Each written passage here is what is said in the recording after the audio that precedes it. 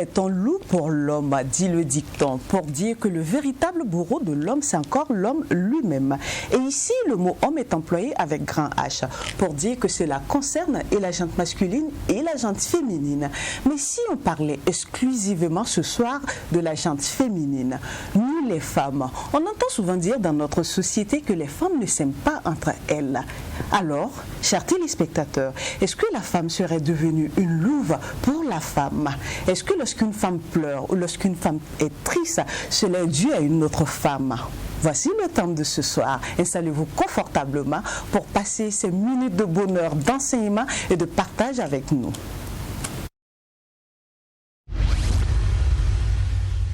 Bonsoir à tous, ravi de vous retrouver pour cet autre numéro de votre émission Sans Tabou. Ce soir, nous parlons de la gente féminine, surtout de la solidarité féminine. Est-ce que la femme serait devenue une louve pour la femme ou est-ce que la solidarité féminine, elle existe toujours dans notre société? Avec vous, bien évidemment, internautes et téléspectateurs, nos invités et la belle Wendila, nous aurons toutes les réponses qu'il faut ce soir. Bonsoir à toi, Wendila. Bonsoir, Émilie. Bienvenue. Merci beaucoup. Je suis très heureuse. Oui, de te retrouver également. Alors, bonsoir, chers téléspectateurs. Nous sommes très heureux toutes les deux de vous retrouver pour ce nouveau numéro de l'émission Sans Tabou. C'est sur notre chaîne interactive, la True TV, sur le canal, ça fait 254. Installez-vous confortablement parce que le débat va commencer dans un instant. Et c'est parti. Quant à nos invités, nous recevons ce soir Rani Mwende Elda Kwama. Elle est coach, formatrice et oratrice bilingue. Bonsoir Elda. Bonsoir Émilie, merci de m'accueillir sur votre plateau. C'est le plaisir est pour nous. Merci. Et quant à notre second invité, lui c'est M. Boubacar Sidiki Fofana. Il est instituteur. Bonsoir M. Fofana. Bonsoir. Bonsoir madame. Comment vous allez? Je vais bien. Bienvenue sur le plateau de l'émission Sans Tabou. Merci. Alors avec vous ce soir nous allons parler de la solidarité féminine. Elda, je commence bien évidemment par vous étant une femme. Alors ma première question c'est de savoir selon vous, est-ce que la solidarité féminine ça existe toujours? Question très intéressante. C'est vrai que c'est le thème principal de ce soir, mais pour moi, avant de quand même répondre à ça, il est important que je donne ma compréhension de la solidarité. Pour moi, la solidarité, c'est lorsque dans un même groupe, il y a des personnes, d'une part, qui ont la capacité de, par leurs actions ou par d'autres choses, pouvoir aider une autre partie du groupe qui se trouve en situation défavorisante. Alors, si je prends en fait cette définition que je la remets au niveau des femmes dans notre société, je dirais que les femmes ne sont pas toujours si solidaires que ça. Dans certains domaines, on peut encore espérer un peu de solidarité féminine, mais de plus en plus, c'est difficile de croire à ça, de croire à une solidarité, vraiment, dans notre société. D'accord. On revient tout à l'heure pour savoir dans quel domaine on peut retrouver cette solidarité.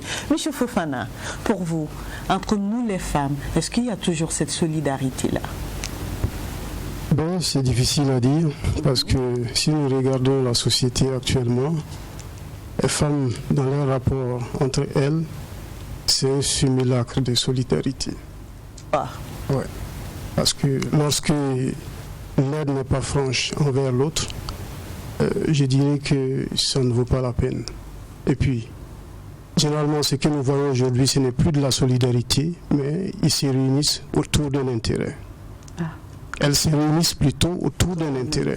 Voilà. Et non par solidarité. Et non par solidarité. On va découvrir cet intérêt-là dans quelques instants. Hein. Oui. Mais est-ce qu'on peut dire que la femme voit-elle sa camarade femme toujours comme une rivale? On voit quelqu'un, une personne rivale, lorsque on a un conflit d'intérêts. Hein. Moi, j'ai envie de revenir un peu sur ce que M. Fofana a dit. Oui. La solidarité arrive dans un groupe qui est déjà formé parce qu'il y a des intérêts. Donc, les intérêts sont déjà là. Et aider parce qu'il y a de l'intérêt, ça reste quand même de la solidarité. Pour moi, en tout cas, vu de cet angle-là. Alors, est-ce que M. Fofana ne voit pas ça comme une fausse solidarité? Une solidarité qui n'est pas à sa plénitude ne veut pas dire que c'est une inexistence complète de la solidarité. Quand il parle d'intérêt, cela veut dire que chacune tire son intérêt. Ce n'est pas peut-être l'intérêt du groupe. Alors, si c'est de ce dont il parle, il ne peut pas dire que c'est de la solidarité. Ça, c'est un autre terme qu'on va utiliser. Mais si c'est une solidarité et qu'il y a de l'intérêt, ça reste une solidarité. Êtes-vous d'accord, M. Fofana? Pas du tout. Parce que si on se retrouve autour d'un intérêt, c'est comme si c'est une entreprise. Excusez-moi, je suis comptable aussi de formation. D'accord. Donc, une entreprise qui se forme, c'est autour d'un intérêt. Et les actionnaires sont là. Et nous voyons les femmes cotiser pour des baptêmes, pour des mariages. Et on a cotisé pour mon mariage, je viens, et je dois lui renvoyer l'ascenseur à son tour. Ça, c'est quelle solidarité? Appelle-t-on cela solidarité? Elda? Oui, c'est pour ça que j'ai dit c'est très important qu'on se donne la même définition de la solidarité. La solidarité intervient dans un groupe dans lequel quand même chacun trouve qu'il a intérêt à y rester. Pourquoi aujourd'hui, lorsque vous parlez de solidarité, vous ciblez la solidarité dans la société? Parce que la société elle-même, c'est déjà un groupe où chacun a des intérêts à rester dans le groupe. Donc, si entre-temps j'ai besoin de l'appui de ceux qui peuvent m'aider, principe de solidarité, c'est parce que aussi ils pensent qu'un jour, lorsqu'ils seront en situation difficile, moi, je pourrais rendre l'appareil. C'est ça le principe de solidarité. Sinon, on va rentrer dans un principe d'aide. Vous voyez ce que je veux dire? Okay. La solidarité, c'est différent de l'aide. Oui, bien sûr. L'aide, on peut aider quelqu'un sans attendre quelque chose en retour. Oui. Ça, c'est le principe de l'aide. En sachant très bien que peut-être il y a une partie qui sera toujours capable de faire le geste et une partie qui principalement ne fait que recevoir. Mais lorsqu'on parle de solidarité, ça intervient dans un groupe où il y a différentes forces de part et d'autre, en disant moi je peux faire ça pour toi aujourd'hui. Mais dans le principe de solidarité, ça veut dire que à un certain moment, lorsque moi aussi j'aurai besoin de quelque chose, comme on est dans un même groupe, tu fais une certaine redevabilité. En fait, pour moi, sans l'intérêt, il n'y a pas de solidarité, c'est plutôt de l'aide. Mais est-ce que quand M. Fofana parle de quand les femmes se regroupent, c'est autour d'un intérêt, mais est-ce que la façon dont vous définissez cette solidarité-là, est-ce que c'est vraiment cette solidarité qui est là entre nous femmes?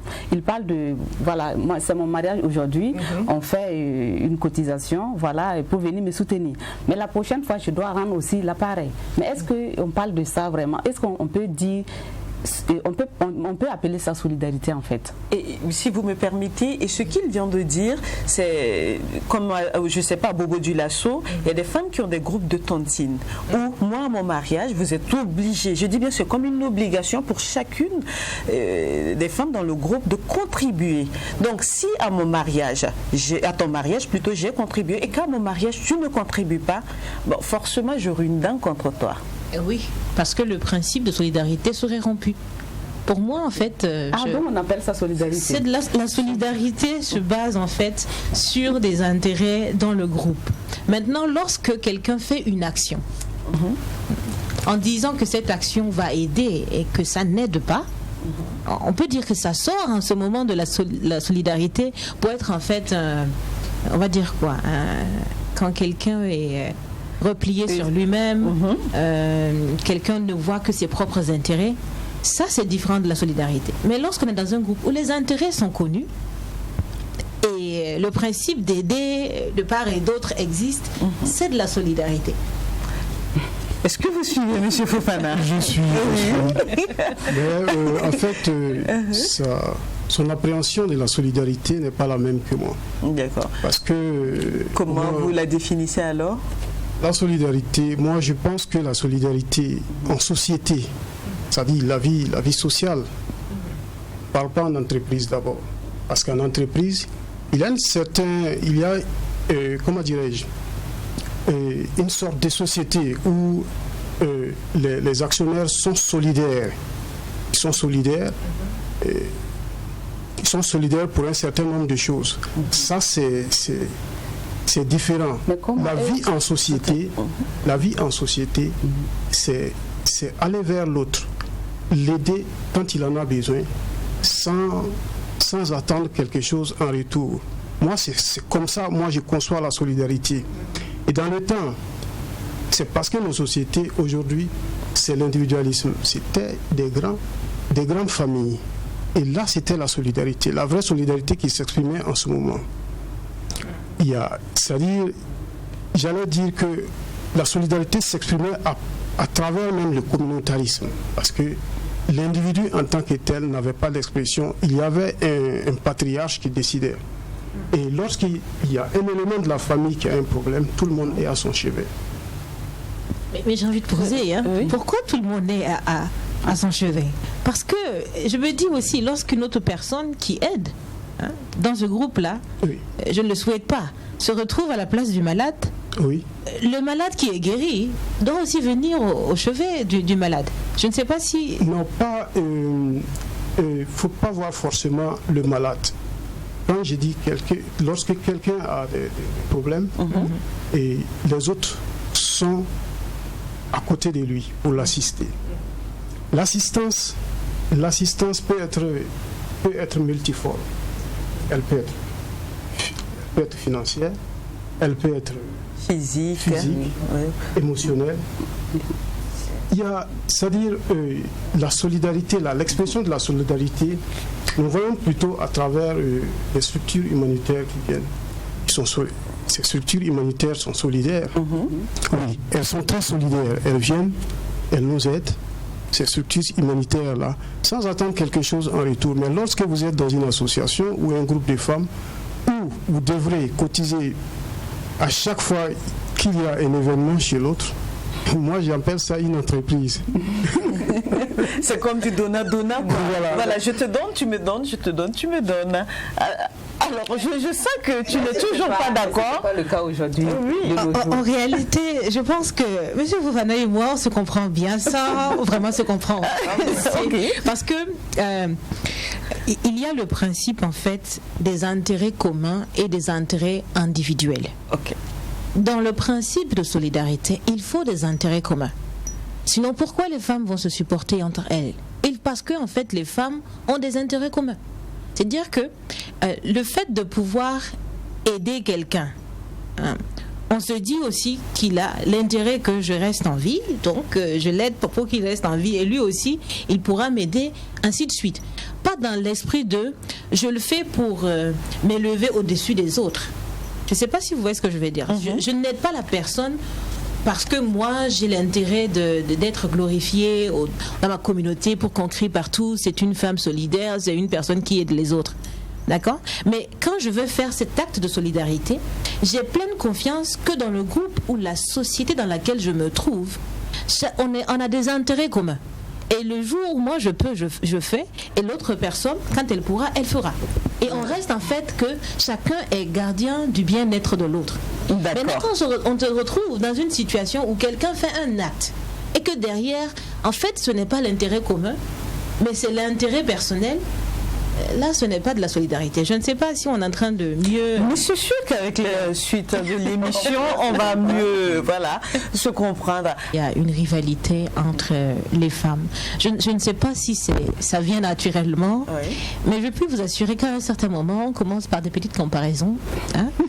Même au feu, juste au feu tricolore, on regarde la dame, elle a porté des boucles d'oreilles un peu plus longues que moi, sa chaussure est ceci et cela, et on commence par voir ce que nos yeux ont l'occasion, bien sûr, d'avoir à leur portée, et commencer à faire des comparaisons avec soi-même, en disant, est-ce que ce que je vois n'est pas meilleur que ce que j'ai? Ensuite, on dit, mais est-ce que moi aussi, je ne pourrais pas avoir ça? Et tout d'un coup, on commence à voir l'autre comme quelqu'un qui est notre rival. Donc, je pense que ça existe, mais celui qui se rend très tôt compte de cela peut temporiser la comparaison et revenir à apprécier ce qu'il a. Sinon, la rivalité, ça existe partout. Et encore, même plus pour les femmes. Mais est-ce que, tu m'excuses, mais est-ce que cette rivalité n'est pas peut-être naturelle?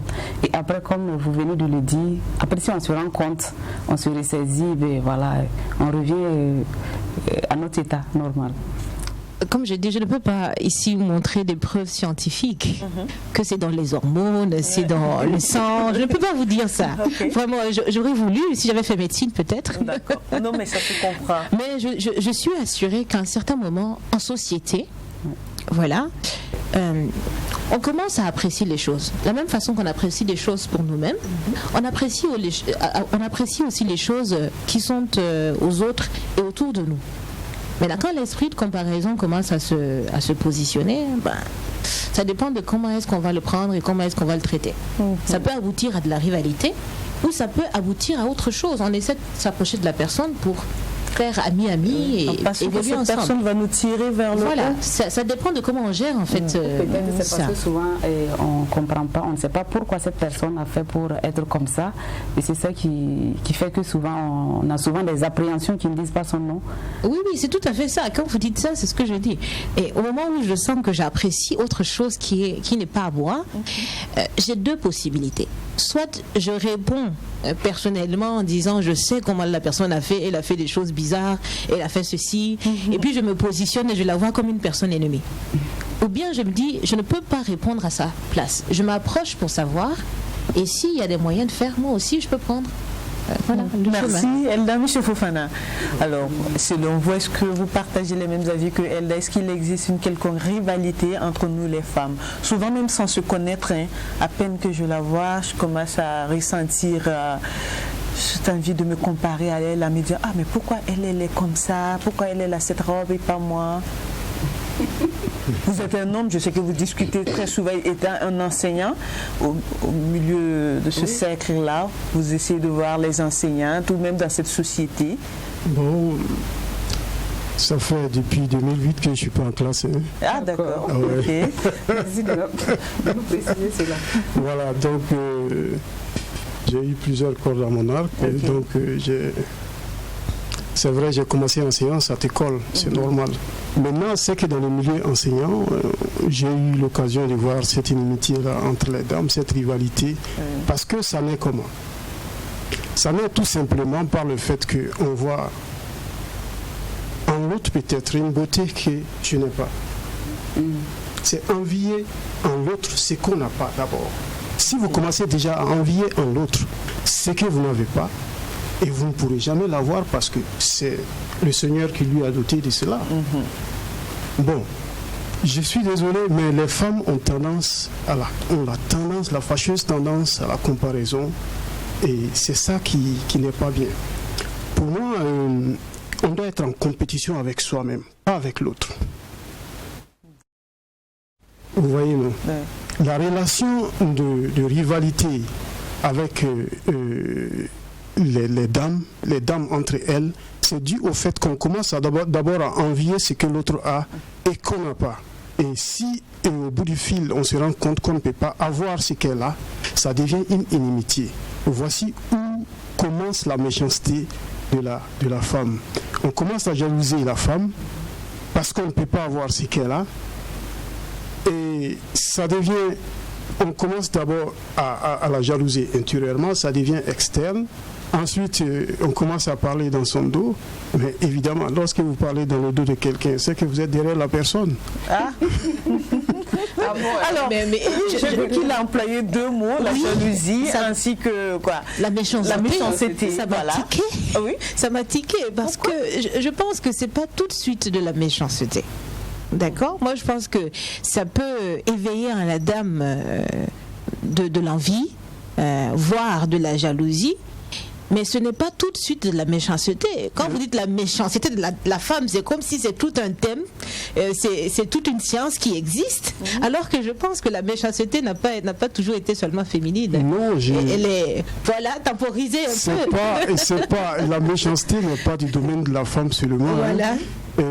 L'homme avec grande tâche exprime sa bestialité à des moments. Et moi j'appelle ça, c'est la méchanceté, moi je mets ça dans la bestialité de l'homme. Voilà, l'homme avec grande tâche. Parce que on dit que nul n'est méchant volontairement. Il y a toujours quelque chose qui amène quelqu'un à être méchant. Entre nous, lorsque vous enviez quelque chose sur l'autre et que vous êtes conscient que vous n'atteindrez pas cela, lorsque vous êtes conscient que vous ne pouvez pas l'avoir, par exemple, vous êtes belle et moi je suis peut-être une femme laide je ne peux pas avoir votre Il beauté. n'existe pas de femme laide, hein, monsieur. Non, ça dépend. Ça dépend. On va faire trois autres débats dans le débat. Ça dépend. Ça, c'est un autre débat. Maintenant, comment est-ce que je me regarde dans la glace? C'est ça. Maintenant, votre relation avec vous d'abord. Comment est-ce que vous vous regardez dans la glace? Si vous ne vous aimez pas, personne ne va vous aimer. Donc, si j'envie en l'autre, c'est que je ne peux pas l'avoir. Maintenant, chez vous, c'est que vous avez, peut-être vous avez une belle voiture, je laisse la beauté. Vous avez une belle voiture, je ne peux pas l'avoir. Et pourquoi?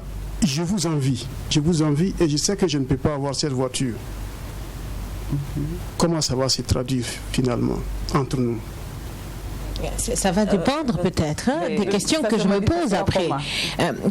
Avant de venir à ça, j'ai envie de dire quelque chose parce que lorsque vous étiez en train de parler en fait de comment est-ce que je me vois, de comment est-ce que je me compare aux autres, j'ai envie de dire aussi que la société aujourd'hui est coupable si les femmes sont de plus en plus rivales. Je m'explique. En quoi la société Je m'explique. est coupable? Oui, quand je commence à voir quelqu'un, je peux voir une personne. Et je n'ai pas tout de suite l'intention d'amplifier la comparaison. D'accord? Parce que la comparaison, elle est naturelle. Tout de suite, quand mon œil voit quelque chose qui est beau et quelque chose qui est moins beau, je commence à dire ça, c'est plus beau et ça, c'est moins beau. Mais cette comparaison poussée qui va amener à la jalousie, à l'envie, parfois, c'est la société même qui l'encourage. Par exemple... En faisant comment? Justement, en donnant des stéréotypes, des types de beauté, des standards. Quand par exemple aujourd'hui on dit que lorsque tu es dans une belle voiture, eh bien tu dois être considéré comme ceci, on te donne un traitement spécial, et que moi qui n'ai pas par exemple de voiture, je me retrouve dans le même cercle que toi, peut-être intellectuellement nous sommes peut-être au même niveau, en termes en fait d'évolution sociale, peut-être qu'on a quand même des parcours similaires, mais le simple fait de la possession, comme la société ou le groupe a déjà donné un standard, je sens grandir en moi comme quelque chose qui me manque, qui peut-être avant je jugeais ne me manque pas. Est-ce que vous voyez ce que je veux dire? C'est-à-dire, à un certain moment, nous-mêmes, on ne veut pas faire la comparaison, mais c'est les gens autour, là, l'environnement nous pousse à dire que ce qu'on a n'est pas suffisant. Un peu comme quand tu arrives dans un véhicule, de la manière qu'on te reçoit, et quand tu arrives sur ta moto, il y a une autre manière où on te reçoit. Et tout de suite, celui qui était content même de sa moto commence à se dire... Il me faut une cette voiture. Moto ne me convient plus. Oui. Vous comprenez ça? Je vois un peu. Voilà. Ouais. Donc, je ne sais pas. Voilà, c'est un peu ça. Ce complexe-là est souvent aussi encouragé par la société, il faut le dire. Il faut le dire, parce que c'est vrai que l'humain veut bien évoluer en tant que personne. On veut s'estimer, on veut avoir confiance en soi, on veut faire réaliser des choses. Mais quand on se trouve dans une société aussi qui pousse, qui donne des coups de poing par là, tu devrais être comme ça, tu devrais faire comme lui. J'ai envie même d'aborder notre sujet en disant des femmes qui se marient, des femmes qui ne se marient pas, et tout de suite on commence à envier celles qui se marient, comment est-ce qu'on va faire? Et je dis que la suite vers la méchanceté dépend de la personnalité de la dame. Ça, ce n'est pas quelque chose ce n'est pas un résultat immédiat. Ça dépend des questions que tu vas te poser au moment où tu sens la comparaison grandir en toi. Est-ce que tu te donnes les propres réponses à tes questions pour te conforter dans ta position et aller vers la méchanceté? Ou bien tu reconnais que tu n'es pas Dieu et que tu ne peux pas répondre à la place de la personne que tu envies, mais que tu approches en disant j'apprécie bien ce que vous êtes, ou qui vous êtes, ce que vous faites, et puis je me renseigne. Moi je pense que la méchanceté là, ça ne vient pas comme ça, ce n'est pas en tout le monde, ce n'est pas en tout le monde la méchanceté. Bon, d'accord. Lorsque la rivalité s'installe, c'est que la méchanceté va venir, ça c'est clair, parce que une rivalité, c'est vrai que ça naît en enviant ce qu'on n'a pas, ce que l'autre a et qu'on n'a pas. Mais ça naît aussi du fait que je suis dans une relation et que cette relation importante, je vois une autre prédatrice qui vient, qui veut m'enlever, et ce qui fait de moi, ce qui me plaît. Voilà, ce qui me plaît. Ce qui vous plaît, c'est l'homme à ce moment. Oui, c'est son homme. C'est son homme, elle a son homme, elle voit une autre prédatrice ou des prédatrices autour, qui viennent maintenant pour mettre le grappin sur son homme. Et la rivalité a commencé même si vous regardez mal, vous regardez longtemps l'homme d'une dame, elle va commencer à se poser des questions. Est-ce que là, elle a tort ou bien la raison? Cette rivalité-là commence dès là-bas. Mais tout ça, quand vous dites, elle regarde le mari de l'autre, et entre dans la femme remarque que cette dame-là, c'est bizarre. Depuis 5 minutes, sans cligner des yeux, elle fixe mon homme. Qu'est-ce qui se passe? Et pourquoi elle pose les yeux sur mon homme? Oui, mais en réalité, pourquoi ces pensées, déductives là arrivent? C'est parce que la société nous a enseigné ça. C'est l'expérience de la société. La société nous enseigne que dans son expérience, quand une femme commence à regarder comme ça, dans la plupart des cas, ça va se terminer par ci. Donc, quand on voit déjà les premiers signes, on va pas tarder on va pas laisser grandir tout de suite, on arrête ça. Est-ce que c'est la société qui l'enseigne? C'est pas l'expérience? Mais tout ce qu'on fait, M. Fofana, c'est par expérience. C'est par expérience personnelle, ou l'expérience que la société nous dit.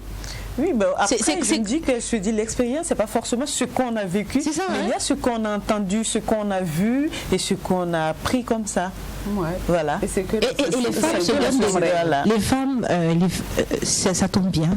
Les femmes se donnent des conseils dans les petits groupes. Le jour que tu vois une autre femme fixer ton mari, tu sais ce qui t'attend.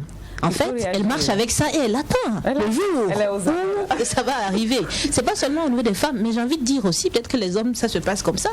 Mais c'est pour dire que l'expérience que nous avons personnellement et l'expérience que la société nous renvoie à travers différents canaux, ça peut même être ce qu'on regarde à la télé. Les films, on voit souvent dans les télénovelas, ça commence par un regard. Ou ça commence par mon sac est tombé, il a ramassé.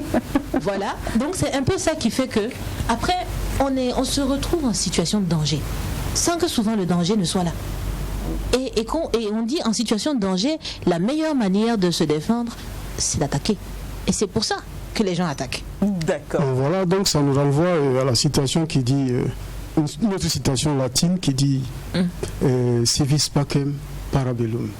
Celui qui veut la paix et qui prépare la guerre. Celui qui veut la paix prépare la guerre.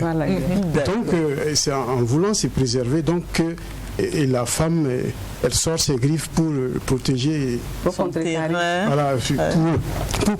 l'autre dans son penchant, à lui enlever son mari. D'accord, c'est vraiment bien dit. Si vous me permettez, on va marquer une toute petite pause. On va suivre cet élément ensemble et on revient juste après pour continuer notre débat sur ce plateau.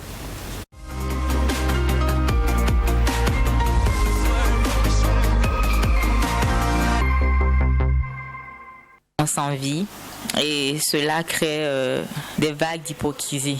On a tendance à vouloir poser des barrières et des obstacles à l'autre pour ne pas qu'elle avance.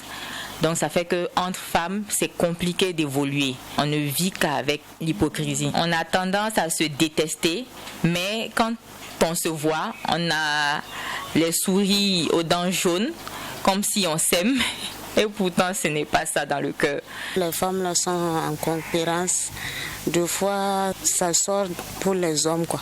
Sinon, si c'est nous les femmes là, des fois on peut s'entendre. Mais les hommes là, c'est ça même qui fait des trucs, quoi, que les femmes là se bagarrent. Les hommes là, deux fois, ils peuvent aimer ça là, n'aiment pas ça. C'est ça qui fait des problèmes là. Mais si tu vois ta camarade porter habit que tu veux là, faut pas se bagarrer seulement. Toi-même tu vas faire effort pour avoir plus que pour elle là. La femme est une pour la femme. Parce qu'elles sont jalouses entre eux. Souvent quand elles se voient s'habiller plus que l'autre, elles sont trop jalouses. On n'a même pas le même mari, mais on est trop jaloux. C'est naturel, c'est la nature. On est né trouvé comme ça. L'homme avait grand tâche. L'homme est un loup pour l'homme. Donc il en est de même que la femme aussi demeure une louve pour la femme. Parce que dans notre société d'aujourd'hui, il y a des femmes qui ont eu la chance, peut-être leur étoile en fait, ont brillé avant les autres. Donc elles utilisent ça quand même pour piétiner les autres. Je parle par exemple d'une société, une femme qui crée sa société. Et c'est bien vrai, elle va recruter d'autres femmes. Par exemple, une société de nettoyage, elle va recruter d'autres femmes. Mais peut-être elle ne donnerait pas la possibilité à ces femmes de pouvoir bénéficier des fruits de leur travail. Par exemple, en les aidant à avoir des crédits. Bon, dans ce sens, quand même, la femme est demain une louve pour la femme. On peut dire que la femme est une louve pour la femme parce qu'on remarque aujourd'hui que dans certaines sociétés comme ça, et les femmes ne se soutiennent pas, elles ne sont pas solidaires envers elles-mêmes. Et en fait, chacun cherche à dépasser l'autre au lieu de se soutenir mutuellement pour pouvoir se réaliser. Et dans le cadre des entreprises comme ça, dans une entreprise comme ça, quand on va donner un projet comme ça, au lieu de chercher à avoir des idées d'autres femmes, elles vont chercher à se démarquer des autres pour pouvoir bénéficier du profit en soi. Parlant du côté la femme est une louve pour la femme, nous voyons aujourd'hui que dans plein de services, quand il y a plusieurs femmes dans un même service, généralement le service peine à avancer. Voilà, c'est généralement des petits trucs derrière, telle a ça, telle femme a ça, telle n'a pas ça. Donc du coup, ça fait qu'il y a une certaine rivalité entre les femmes. Et du coup, chacune est prête à tout en fait pour faire valoir son statut en fait. Voilà, donc vous allez voir du coup, la femme est là, elle est prête à tous les coups pour taper sur l'autre. Et si on part sur ce côté-là, on dirait peut-être que la femme est une louve pour la femme. Je dirais que dans le genre féminin, on a vraiment des phénomènes un peu complexes. Quand vous prenez par exemple les femmes entre elles, elles peuvent souvent jouer le rôle d'opposition, conduire à la jalousie des fois, et même aller jusqu'à l'extrême. Et je crois que c'est dans ce sens qu'on a donc affirmé que la femme peut devenir une louve pour une autre femme également. Et dans nos sociétés, on voit que cela est courant. Et ça prend de plus en plus de l'ampleur parce que les femmes ont du mal à se soutenir et les femmes font des fois des actions pour même nuire à leur prochaine. Des femmes qui sont coépouses, qui sont censées partager le même mari, devraient quand même établir un certain nombre de principes pour pouvoir s'entendre.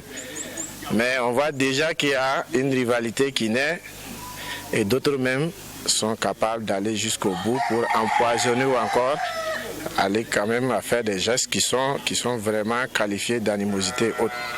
Et même dans les domaines de la maternité, ça se sent. Alors, très facilement, quand une femme vient en consultation, quand elle voit que c'est un homme qui doit peut-être exercer, elle est tout de suite contente par rapport à lorsqu'il s'agit donc d'une femme. Donc les femmes entre elles-mêmes ne s'aiment pas et on voit que vraiment elles vont jusqu'à se nuire les unes les autres. Donc je crois que dans ce sens-là, on peut quand même dire que les femmes peuvent se comporter des fois comme les louves qui sont aussi des animaux. Le dernier intervenant l'a dit, les femmes entre elles-mêmes ne s'aiment pas. Comme notre thème du jour, la femme serait devenue une louve pour la femme. Chers téléspectateurs, vous avez suivi cet élément avec nous ainsi que nos invités. Alors, Monsieur Fofana, c'est vrai que les avis étaient assez divergents. Qu'est-ce que vous pouvez ajouter sur tout ce que nos téléspectateurs ils ont dit? Eh bien, les avis étaient divergents, c'est vrai. L'homme est un loup pour l'homme. C'est chez Hobbes, on l'a vu, je crois, dans le Léviathan, où il était en exil à Paris, en exil volontaire quand la société était en guerre civile en Angleterre chez lui. Donc, cette relation de guerre interne, de guerre intestine, c'est pour quelque chose. La guerre civile, c'est pour quelque chose. C'est la même chose qu'on retrouve chez les dames, puisque c'est entre elles. Elles se battent pour quelque chose. Et lorsque la femme devient une louve pour la femme, c'est dire qu'elle devient l'ennemi de la femme. La femme est l'ennemi de la femme. C'est ce qu'on voudrait souligner. Comment est-ce que la femme pourrait-elle être son propre ennemi? Pourtant, il n'y a pas. Lorsqu'on prend la louve, c'est vrai qu'elle a ce caractère sauvage, mais que les gens redoutent ce caractère sauvage, ce caractère de violence, de la prédation. C'est vrai, on redoute ça chez la louve, mais ce qu'on oublie, c'est que la louve, elle sait être matriarche. Cela veut dire quoi? C'est-à-dire, elle sait être leader dans les groupes, dans les meutes de loups. La plupart du temps, c'est une louve qui dirige. Donc, je pense que c'est en référence à cela qu'on veut montrer que la femme, elle a de l'énergie, elle a de la créativité, elle peut être leader, elle peut diriger. Mais maintenant, de plus en plus, les femmes ont tendance à imiter les hommes. Ce n'est pas, en fait, la louve n'est pas le loup, mais la louve, elle apprécie sa féminité. Sa féminité là, elle apprécie ça, elle la garde. Elle ne veut pas devenir forcément le loup, mais elle a ce caractère-là du pouvoir diriger, du pouvoir... Mais dans notre concept actuellement, la femme vis-à-vis d'une autre femme, où elle a envie de montrer que c'est elle la louve, c'est elle qui doit diriger quand même. Donc c'est dans ce contexte que l'on parle ce soir. Prenons un exemple. J'ai une cousine qui est officier de police en Côte d'Ivoire. J'ai causé avec elle. Elle me dit que franchement qu'elle apprécie les hommes, que quand elle a affaire aux hommes, et les hommes s'exécutent facilement. Et quand elle a affaire à une dame, la dame s'est dit pourquoi c'est cette dame-là qui va venir me donner. Elle m'a dit clairement qu'elle sait que dans l'air mental, elle se dit que je ne peux pas concevoir qu'une dame vienne me donner des ordres. Donc, elles sont des dames. Voilà. Il y a une compétition. Donc il y a une compétition qui ne dit pas son nom. Donc elle, en tant qu'officier de police, elle ne peut pas concevoir qu'elle vient. Elle dit aux hommes de s'exécuter. Elle dit que les hommes n'ont vraiment pas de problème. Mais quand il s'agit des dames, alors là, c'est un problème. Donc, on voit cette situation de louve. Voilà. C'est vrai qu'on a un intervenant qui disait tout à l'heure, quand on fait un tour, même dans les centres de santé, les femmes entre elles. Et il y a quelqu'un qui a dit que dans une entreprise, ou que lorsqu'il y a beaucoup de femmes, l'entreprise a du mal à fonctionner. Mais ça, c'est un gros mensonge. C'est vraiment un gros mensonge parce que ça, c'est peut-être des cas isolés, mais on a même l'impression que dans les entreprises où les dames ont des postes de responsabilité, lorsque vraiment on a bien choisi les femmes en fonction de leur leadership, on se rend compte que ce sont les entreprises qui se développent davantage. En tout cas, je ne sais pas d'où ils tirent ces statistiques, mais ça, c'est peut-être les cas rares. Ça me permet en fait de revenir pour dire que la femme est une louve pour la femme, je ne crois pas. C'est la société qui est une louve. Peut-être qui est un peu en fait contre la femme aujourd'hui. Je m'explique. En fait, de tout ce qu'on est en train de dire, lorsque vous me dites par exemple, ou lorsque vous dites dans votre exemple que votre cousine dit que les dames n'ont pas envie de lui obéir parce que c'est une autre dame, j'ai envie de dire, c'est un peu aussi, elle s'imprègne de ce que la société enseigne. Lorsque la société enseigne que la femme obéit à l'homme, je ne sais pas dans quelle société aussi on a commencé à faire la publicité de la femme doit obéir à la femme. Je ne sais pas si vous l'entendez, vous, dans votre quotidien. Donc ça veut dire qu'il y a déjà des paradigmes qui sont là, il y a des normes dans la société. La femme est soumise à l'homme, la femme obéit à l'homme. On ne fait pas la publicité de la femme obéit à la femme directement. Elda, oui. Permets-moi, moi j'ai un exemple que j'aimerais qu'on aborde quand même. Je parle un homme marié qui trompe sa femme. Et dans notre société, nous connaissons la suite, nous savons comment cela va se dérouler. Il est rare, je dis bien, il est très rare, je pèse mes mots, que la femme mariée qui a son mari infidèle s'attaque à son mari. Elle ira plutôt s'attaquer à la maîtresse de son mari. Et c'est ce qu'on voit généralement dans notre société. Pourtant, on se dit, entre nous, la logique voudrait que le coupable d'abord, c'est bien sûr, c'est l'homme, parce que c'est lui, il a pris ses jambes, sa tête, il a marché tout seul. Deux femmes d'ailleurs. C'est ce que je vous dis. Vous allez trouver encore. Là encore, c'est la société. La réponse, c'est la société. Voyons cela d'une façon un peu globale. Et ensuite, vous verrez que ça s'applique un peu dans toutes les situations. Quand vous dites par exemple une femme est trompée par son mari et et que la femme ne s'en prend pas au mari et s'en va discuter avec l'autre dame. Bon, pas discuter, oui, bon, j'utilise vraiment ce terme diplomatique. Je ne sais pas ce qu'elle va aller faire là-bas, mais en tout cas, ça ne va pas être très intéressant. Voilà. J'ai envie de dire, qu'est-ce que la société apprend à la femme? Si ton couple ne va pas bien, c'est ta faute. C'est toi qui n'as pas pris bien soin du mari, c'est pour ça qu'il est allé chercher dehors. C'est ce qu'on entend.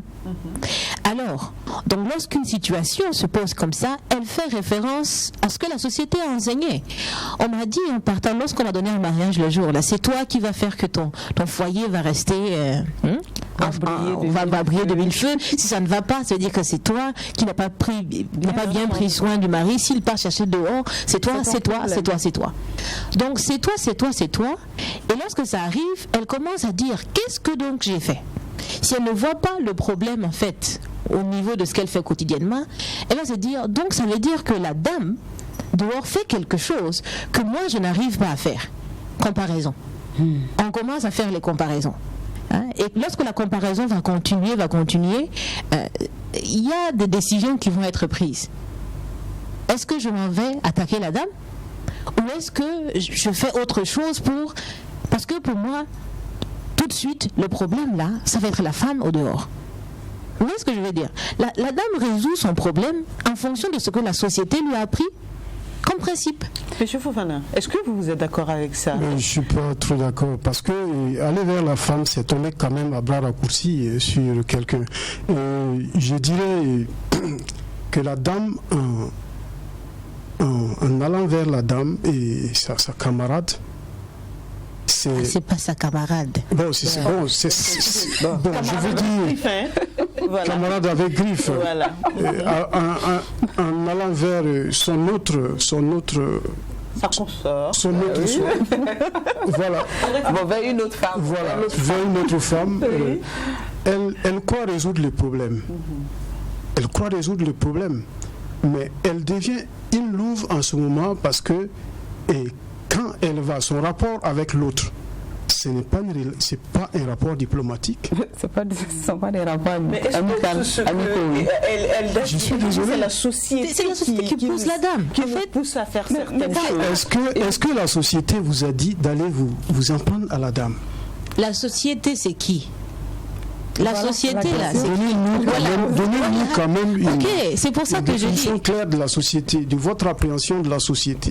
J'ai envie de dire, pour moi, c'est un regroupement de personnes qui vont vivre en fait dans un même environnement et qui ont certainement des codes de conduite, des intérêts communs.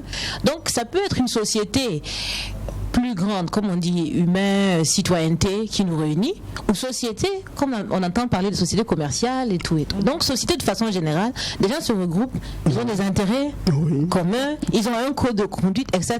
Oui. J'ai un problème, peut-être, dans mon couple.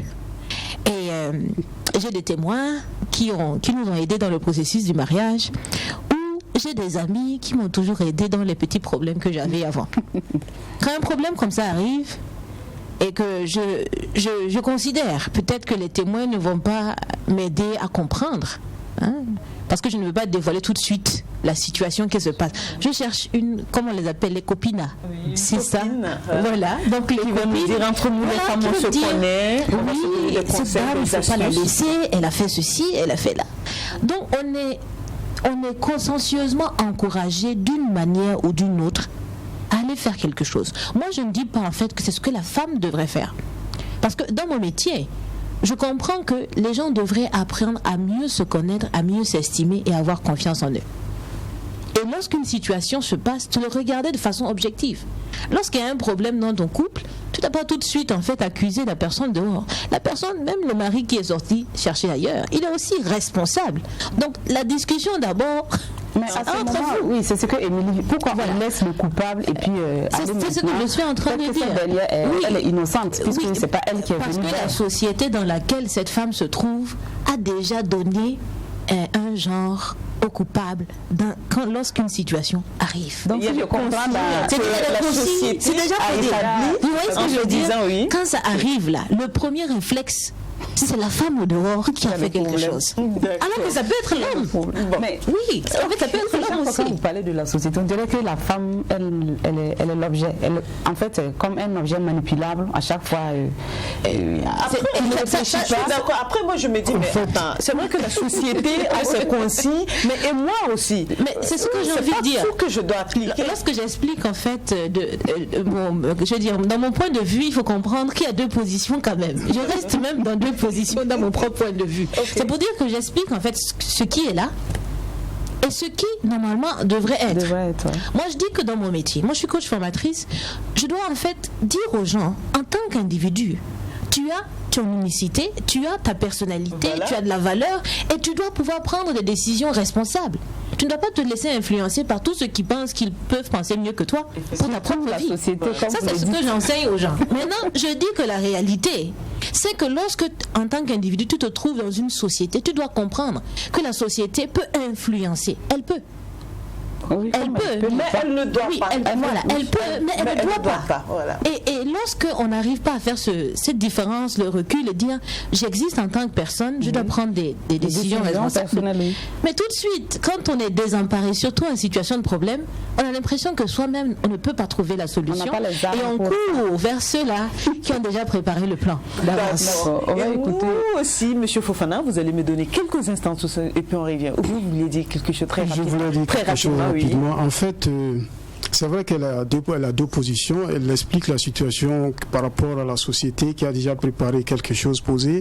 Et la dame se retrouve dedans et elle agit comme la société le voudrait. Non. Moi, je dis qu'il faut avoir une forte personnalité. J'ai rencontré des dames qui ont eu des fortes responsabilités face à des cas d'infidélité de leur homme, ne se sont jamais déportées à aller s'en prendre à l'autre. Non, elles ont géré leurs problèmes. Je pense que c'est un manque de personnalité que de s'attaquer à l'autre.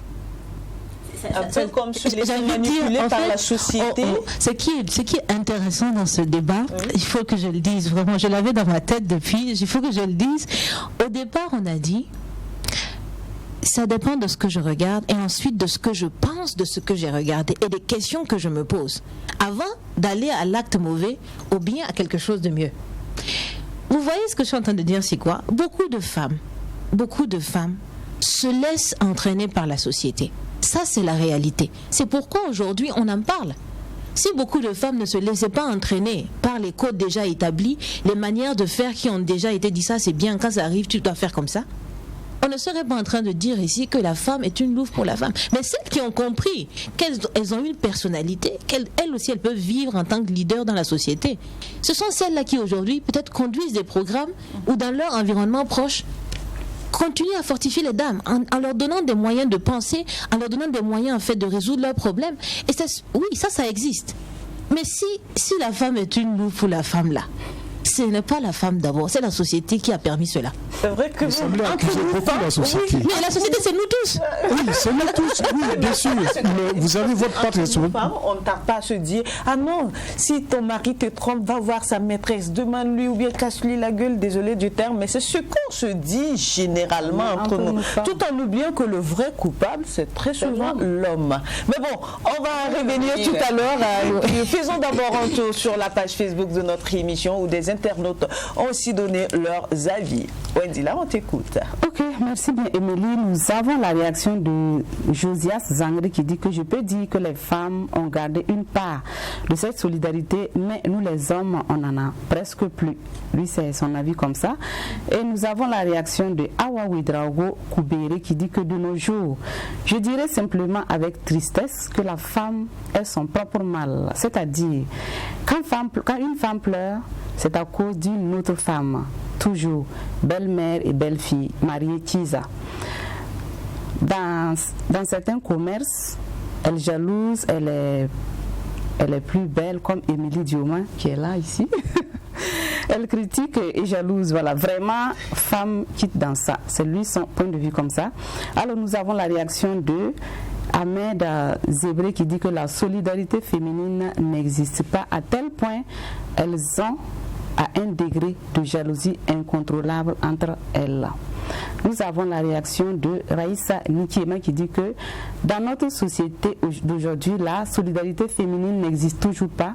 La femme est devenue une lourde pour la femme. Une femme est toujours jalouse d'une autre femme. Même si parfois elle rit au fond d'elle, c'est le contraire. Je pense que c'est un peu inné en elle. On se demande pourquoi. On dirait rivalité négative dans un couple.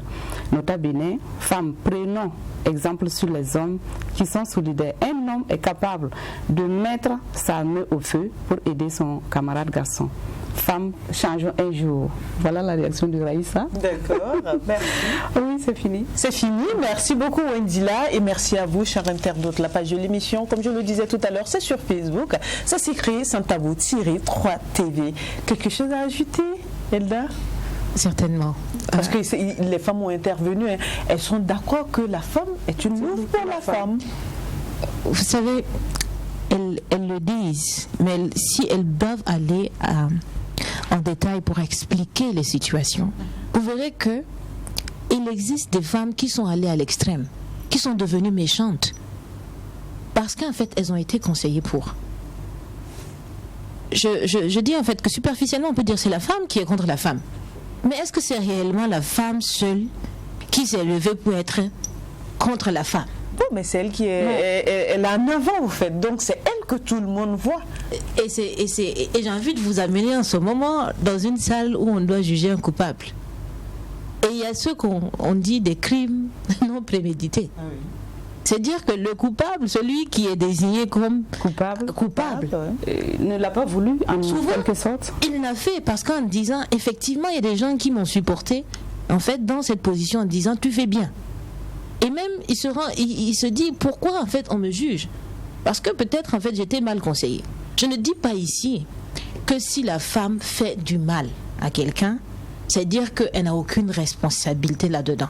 Ah. Mais si aujourd'hui on a de plus en plus de la rivalité et qu'on en parle dans cette émission, c'est justement parce que la société joue un rôle à encourager cette rivalité. Sinon la rivalité existe aussi chez les hommes. C'est ce que je suis en train de dire. Vraiment, la femme, elle peut vraiment faire beaucoup de choses, comme l'a dit Monsieur Fofana. Elle a une force. Et parce qu'elle est un être doté d'émotions, elle fait les choses avec le cœur. Donc quand elle va faire bien, elle fait avec le cœur. Quand elle va faire mal, elle va faire aussi avec le cœur. Et vous savez que quand quelqu'un s'y met, ça réussit forcément. C'est pour ça. Et donc la société sait ça aussi. Et souvent la société profite. Comme on pousse un peu. Quand vous parlez tout de suite de la force de la femme, là, c'est pas parce que la société est consciente de cette force. Si ces forces-là sont réunies, ça ne sera pas en tout cas du bonheur des hommes. Là, il faut que je réponde en regardant aussi M. Fofana. Ah oui, parce que moi je me suis retournée tout à l'heure vers lui. M. Fofana, je vous laisse d'abord répondre à cette question avant Elda. Tout à fait. Est-ce que vous êtes d'accord avec Wendila que la société sait que si jamais les femmes elles arrivaient à réunir leurs forces, cela va devenir désavantageux pour vous les hommes? Oui, c'est possible parce que qui met l'homme au monde? La femme. La femme, bien sûr. C'est nos mamans, nos soeurs, nos épouses. Donc, elles ont plus de force que nous, même si on dit que c'est le sexe faible. Tout le monde sait qui prend la décision, qui donne des conseils derrière. La nuit. Ah oui. Quand les hommes disent que la nuit porte conseil, tout le monde sait qui porte conseil. C'est ça la réalité. Chacun va consulter sa nuit. Sa nuit. Elda. Voilà. Donc, je voulais un peu rebondir par rapport à ce qu'elle dit. Okay. Je pense qu'elle fait de la femme une victime. Tout le temps, c'est victimiser la femme, c'est la rendre victime, c'est elle qui est victime, c'est parce qu'on l'a mal conseillée. Mais où est-ce? Mais l'homme, Dieu nous a doté des raisons. Je pense que la femme, pourquoi la femme, on dit que dans la société, c'est elle la courroie de transmission des valeurs. Elle a un pouvoir, elle transmet. C'est elle qui éduque l'enfant. celle qui éduque beaucoup plus l'enfant. L'enfant a beaucoup plus de rapport avec la maman qu'avec le père. Le père, c'est le métronome. Il vient, il impose ses règles. Voilà. Mais la dame, vous avez dit quelque chose, la femme, elle est sentiment. C'est son sentiment-là, c'est l'émotion-là, l'émotion qui la pousse à agir. Elle n'arrive pas à contrôler cette émotion, c'est ça qui la rend louve, là. Cette émotion-là, qui la dépasse, qui fait qu'elle n'a pas d'emprise sur elle-même. Et elle doit être à même de développer la capacité en fait, la maîtrise de soi. D'accord. Parce qu'il y a beaucoup on parle les coachs disent maintenant, mais dans des ordres mystiques, et je sais qu'on cultive cela. Dans les ordres mystiques, même le yoga, qui est une pratique comme ça, ils apprennent à se maîtriser. L'homme apprend à se maîtriser. Il y a certaines pratiques qui amènent l'homme à se maîtriser. Il n'y a pas que l'homme qui fait le yoga, il y a les dames qui font le yoga. Il y a des centres de yoga ici. C'est vrai que ce n'est pas un truc qui est partagé par tout le monde.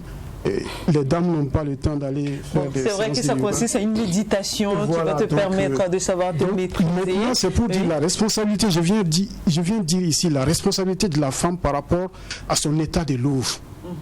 C'est sa responsabilité. C'est elle qui décide d'être louve. Merci beaucoup. Alors, on me signale qu'il ne nous reste plus beaucoup de temps. Donc, très rapidement, peut-être, Elda veut ajouter quelque chose et puis des conseils un peu rapidement. Oui. Alors, moi, je voudrais très simplement dire que je suis d'accord que la dame, la femme, c'est une personne qui est dotée de beaucoup d'émotions. Et d'ailleurs, c'est ce qui fait sa force. Mais j'ai envie de dire, cette force-là, elle aurait pu, en fait, la mettre peut-être contre des hommes ou contre des femmes. Mais pourquoi? Ici, on dit que la femme, elle est louve pour la femme. Cette direction, en fait, de l'agressivité ou de la méchanceté, elle est influencée par la société. C'est ce que j'essaie de vous dire. Alors, en réalité, de société, il a trouvé que l'on victimise trop la femme. Elle a aussi son cerveau à elle qui lui permet de faire la part des choses. Le cerveau, très intéressant d'ailleurs. Alors, on est pris par le temps. Il nous reste plus beaucoup de temps. C'est ce que j'ai envie de dire. Je ne dis pas que la société, c'est elle qui pousse à 100% la dame. D'accord. Puisque dès le départ, j'ai dit, ça dépend des questions que tu vas te poser en tant que personne. Mais quand tu n'as pas en fait ce background, pour pouvoir faire la réflexion, vers qui tu te tournes? Vers la société. Donc j'ai envie de dire, si la société veut que les femmes aujourd'hui se regroupent pour faire du bien et que cette force de louve là puisse servir et non pas détruire les autres femmes, il faut qu'elle change en fait un peu la façon dont elle guide. Alors donc, la dame. On va dire ton dernier mot, c'est pour inviter toutes les femmes à changer ou à ne pas être victime peut-être. Ne pas se laisser. Femme, tu es responsable de ta vie, de tes choix. La société peut te pousser, mais toi, tu peux décider de prendre un autre chemin pour en tout cas réussir ta vie. Soyons des leaders. Alors, Monsieur Fofana, votre dernier mot très rapidement. Mon dernier mot, c'est de dire que lorsque la femme décide d'être louve, c'est pour défendre ses intérêts. Voilà, donc la femme serait une louve pour une autre femme, c'est pour défendre uniquement ses intérêts. Et maintenant, je dirais qu'il y a des pratiques qu'il faut faire, parce qu'ici, de plus en plus, on voit que les gens se détournent de la religion. On dit, religion vient de religare, ce qui relie. Voilà. Maintenant, comme cette solidarité n'est pas là, donc les statistiques, quand on écoute les statistiques, les interventions, on voit que tout le monde presque a dit qu'il n'y a plus de solidarité entre les dames. Donc, c'est religare-là qui n'est pas là. Donc, allons-y vers la religion et la spiritualité plutôt. Je dirais être spirituel parce que lorsqu'on aime être spirituel, il y a des choses qu'on ne considère pas et on est positif. Merci. Voilà. Merci beaucoup à chacun d'entre vous. Wendila, tu vas ajouter quelque chose? Non, puisque comme on n'a plus pas le temps, je dirais en tout cas merci à nos invités. Je sais que, chers téléspectateurs, vous avez pris bonne note et que les femmes, soutenons-nous, c'est mieux comme ça. D'accord. Merci beaucoup Elda. Je rappelle qu'elle est coach, formatrice et oratrice bilingue. Et quant à M. Fofana, lui, il est instituteur. Quant à moi, je vous dis au revoir. Portez-vous bien, chers téléspectateurs de l'émission Sans Tabou. L'émission est diffusée tous les dimanches à partir de 16h, rediffusion à 21h, ainsi que les vendredis à partir de 14h.